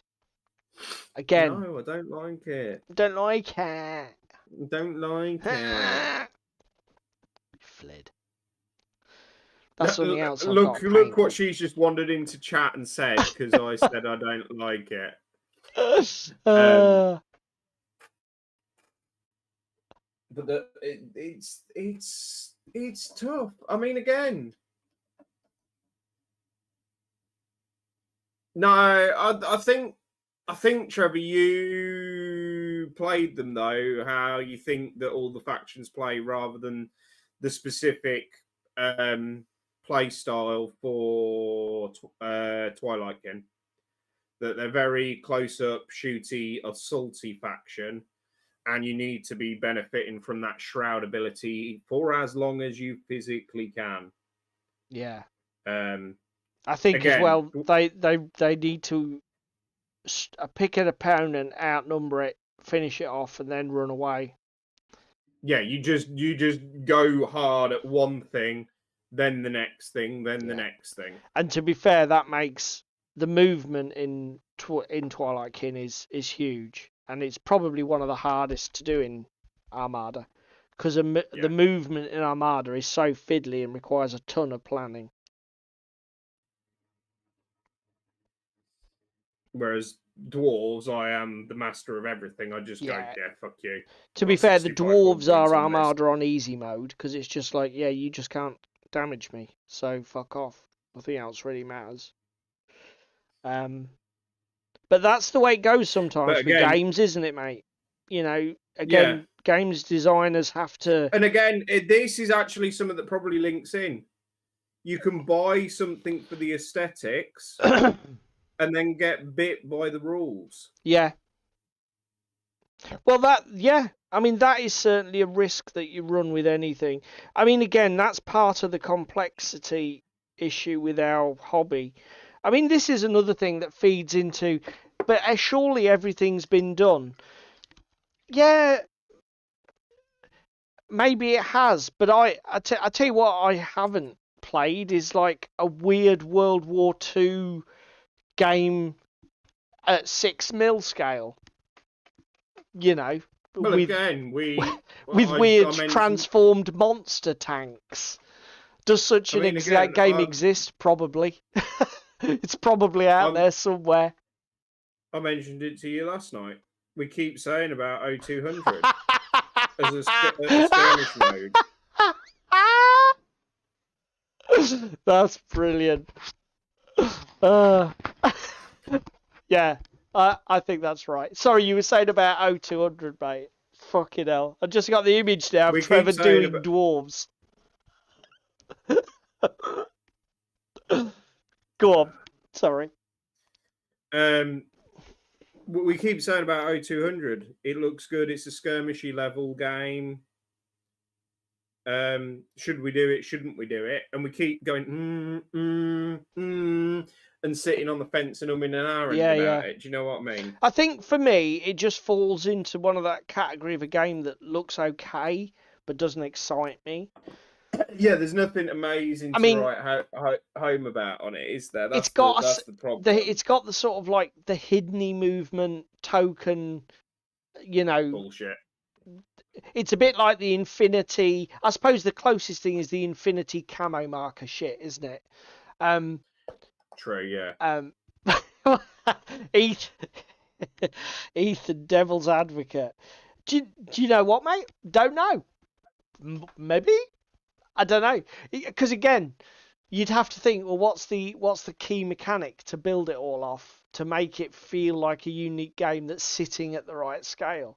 But anyway, with O200, it's got that. The starter box is great value. How many times have we picked that up at a show and said, fucking hell, nearly 40 miniatures for 40 quid? That's pretty good value. And then every time we put it down. And then, like you say, we walk up to that line and then we just take a step back because it just hasn't got what it takes to pull it over the line. But that's just for us. Obviously, loads of people play 0200 and enjoy it. Oh God, fucking hell, Ewok! I didn't need that image. You twat.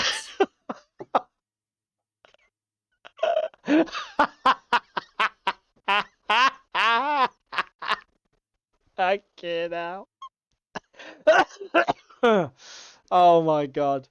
The spectacle of weird monsters attacking Shermans are lost at 6mm. Yeah, possibly. Possibly. You might need to go, what, 10, 15 mil? 15. Yeah. Go 15. Go I've already gone 15. strain set 15. Yeah. As I say, the reason... But Upwelder, is that because of the pain of getting pegged? Just saying.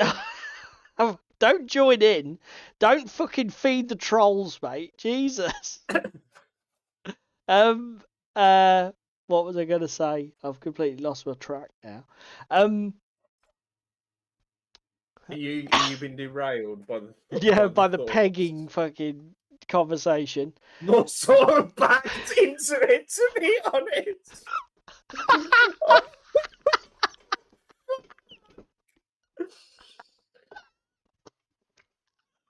Oh my God. Fucking genius. Absolute genius. What was I going to say? Yeah. I sort of shouted out at the beginning, our title was sort of clickbaity because by the time that we talked about it for like an hour, we realised that this sort of off-the-cuff remark to make a great theme topic, it wasn't really... It wasn't anything, was it, mate? I'm also going to dive in here. Yeah, go on. You don't have to be part of the cult of new. You can hold your hands up and say, actually, enough is enough. I'm going to play with what I've got, or I'm going to play an older edition. Like Monday at club, we had two 40k games going. Fucking hell, the arguments that just happened. Really? Because of 40k game. It's just like, for fuck's sake, if it's that bad, guys, put it down. Yeah. I agree. A game that's that much fucking stress can't be that much fucking fun. Not for me, anyway. And again, maybe it's me being pessimistic, but just put it down. I think, but I think here's a potential problem with the scenario we're in, right?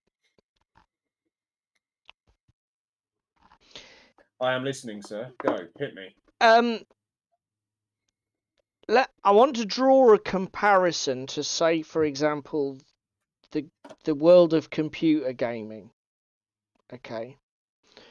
One of the issues, one of the potential problems I can see in this is that we've already, so over the last 45 minutes or whatever it is, 50 minutes, we've said that all the good ideas haven't been used. There is plenty of room for creative people to make expressions of new rules, new art, new lore, new flavours of game that can excite people like me who've been doing this hobby for 20 plus years and played fucking dozens of games, and they still find something new and exciting. And that happens still in the computer gaming industry. AAA titles are suffering a bit of a problem at the moment, but there's still loads of good computer games released all the time. The issue that I can see as being a problem is what we've just David's just touched on about this idea that you don't have to play every game, and you can't really play every game. It's nobody's got enough time in their life or enough money in the bank to do that. Again, The thing with just... computer games, though, mate, I don't know if you agree, eventually technology moves on and a whole host of computer games disappear and become inaccessible to a large number of people. Yeah. But war games never do that. Yeah, war games. War games are evergreen. They have an ability to persist. You know, whether that's in enthusiastic fan communities or just the fact that you uploaded your fucking PDF of rules in 1996 to War Games Vault and it's still there. And somebody can still download it and play it. With, you know, 1,000 different miniature lines that are still available on the secondary market because they're only models. So it doesn't matter if they were cast in pewter in 1972 or whether they're like the freshest, hot off the press, you know. Oh, Vallejo, you twat. Do you see what I'm saying? Blue, it's very great. Yeah, I know what you mean. I know exactly, and I know entirely what you're trying to say there as well. Of the fact of the matter is, this hobby more than other hobbies is evergreen. I can pick up I can pick up second edition fucking Arkham Horror if I wanted to, the board game. The board game, yeah. Play it. Yep. If I'd have bought it on a PC, there may be an issue in a number of years that actually I've got to go out of my way, get an emulator. Yeah, exactly. To actually start playing what I wanted to play. I mean, again, looking back, I have really fond memories of the Command and Conquer games and that style of game. Yeah. The only thing that I've found that sort of comes close at the moment is Stellaris, which is a 4x space game. Yes. Because I got that out the other weekend instead of playing, what's it fucking called? The one you bought at UKGE. Yeah, what's it called? Fuck it, can't remember. It's huge. Shut up. It's very grindy. Somebody. It's from Mind Clash Games. Right, let's go. Let's fucking go because it's pissing me off. Mind Clash. Voidfall. There we go. Voidfall. Yes. There in the end. You did. You got there in the end. Oh, bloody dogs. Oh, I'm back. My dogs are fucking growling at each other. Idiots. So yeah, all this creativity, all these new ideas. I'm gonna be banning spam in a minute.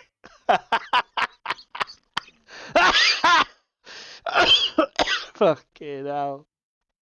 Stop encouraging the trolls. Put the spade down. Step out of the JCB cabin. Oh my Christ. No, you won't. No. I'm painting titties. Jesus Christ. Yeah. So we've got 5 minutes to go. I'm about 50% on my last wooden section, so didn't go brilliantly. What do you guys think? We don't think that wargaming, and to be fair, it could even be a little bit of a depressing thought, as my last remark might reveal. But I think this hobby is just gonna keep going. Anybody at Warfare? No, mate, I'm not. So what's Warfare 24? Let's bring this up and share it. I'm assuming it's a show, mate. Is it? Where are you? Where's Warfare 24? Reading. Is it so? Oh, it's a long way away. Okay. Let me bring this up. Content display. Web browser. Boom. I'm assuming that's what you're on about, Ethan. I'm assuming you are going to be at Warfare 24, sir. Which is in Reading by the looks of it. Well, if you're watching us on YouTube either tonight or tomorrow, Friday or Saturday, then there you go. You got Warfare 24 on in the Reading. It's Farnborough. At Farnborough. This weekend, mate. I'm assuming. It is that one. That is the correct one I've got on up, is it? Yeah, 16th, 17th. Farnborough Exhibition and Conference Centre. Cool. Best of luck. I hope you have a great show. And we hope that you lot enjoyed the show tonight. Leave us your view. What the fuck is going on? Why? Stop. Just stop. With Stop what? salt. What is your problem? I'm God. getting gritted again. No, it's mine. Every time I come back to this goddamn scene, my bloody salt shaker starts fucking spaffing me in the face. Oh dear. Oh. It's fucking, yeah. Technical difficulties. We got too much salt. Who ever thought that would be a thing on this show? Too much fucking salt. So yeah, wrapping it up. Give us your view in the comments down below. Is there a ton of life left in wargaming, or is it likely to be a hobby in decline? Is the multiplicity of options that already exist, with a whole host of new ones just over that horizon, a problem? Are we all going to be stretched too thin as a community? Are we going to become fragmented? Because there's not as many of us as there are board gamers, is there, mate? We're going to get spread pretty thin in the end. Can we sustain it? Just you be careful of spreading and sustaining comments this close to the end of stream. Yeah, that's true. I need to be careful. Get back in your box. Okay. I think it's oh my scary god. when I've just seen Ewok's comment. You haven't heard the... Have you been rewriting theme tunes, Ewok? Carry on, mate. We'll wait for Ewok's reply. What's it called? I think it's scary that you sit there and go, well, actually, there's so much that interests me and wants me in this hobby, but actually I haven't got the time to do it or play it all. Do you know what I mean? Those negative thoughts aren't a good sign. Maybe there's a topic in there. We could have done it for Halloween. See. Am I scared of my hobby? 2025, here we come, bitches. We've got a whole year to think about it. Okay, right. That's it. We're wrapping it. Thank you, first of all. No, we're not wrapping it. For fuck's sake, no. Oh, Ewok's already sent me the new theme tune. Oh, Jesus, Paul. Fucking hell. Oh, dear. Calm down. Why? Why did you say that? Oh, God. God.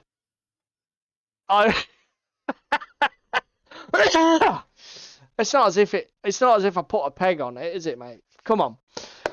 So then, first of all, thank you to everybody in chat tonight. You guys are awesome. Honestly, this show would not be this show without these people over here. They definitely make it. If you can only find time to do one thing tonight, please click the like button. It helps a little bit with the YouTube algorithm, and it helps to get the stream pushed just a little bit in a fantastic algorithm that really likes to recommend 2-hour verbal diarrhea epics to people to click on when they've got 5 minutes on the bus. No, it doesn't. at all. So give us every help you can. If you can do any of I the think other we shit, we then could get that's there. amazing. But all we ask for and all we beg for is the like button click. As I say, if the other stuff's of value to you, then you do that. And as I say, I'd like to see the comments down below of people's views on the future of wargaming. Because although I've been doing it for nearly 30 years, I plan to be doing it for a good few years more yet. And with that, I think we're done, aren't we, buddy?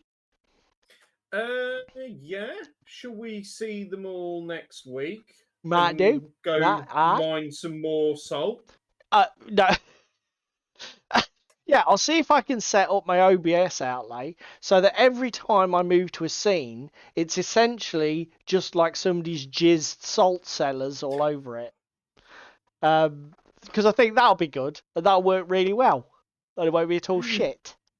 Okay. Night, guys. See you later, guys.